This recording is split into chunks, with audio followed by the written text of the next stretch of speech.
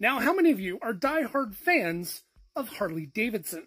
And honestly, why shouldn't you? It's pretty much the gold standard for motorcycles produced in the US. I'll be honest, maybe not so much now, maybe not so much for a while.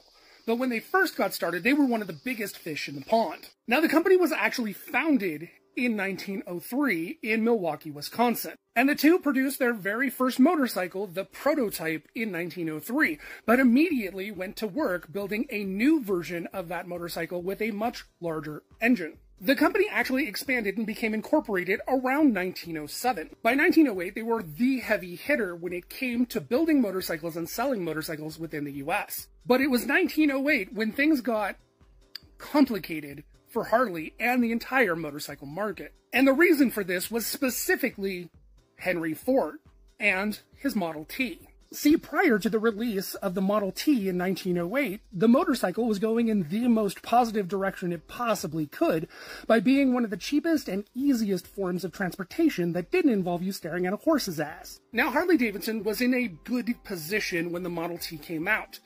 They were poised a little bit better than their competitors because Harley-Davidson had actually landed the contract to supply vehicles for the police department. So this is honestly one of the main reasons that Harley-Davidson survived the release of the Model T, where a good portion of the competitors slowly withered away shortly after the release. Now, I may not be an expert on things like motorcycles and Harley-Davidson specifically, but one thing that I do know very well is the history of Ford Motor Company, which is why I sometimes find it difficult to understand how people really just sort of read headlines and watch TV shows and think that that's real history. But it is an actual fact that Henry Ford never made one attempt to purchase Harley-Davidson.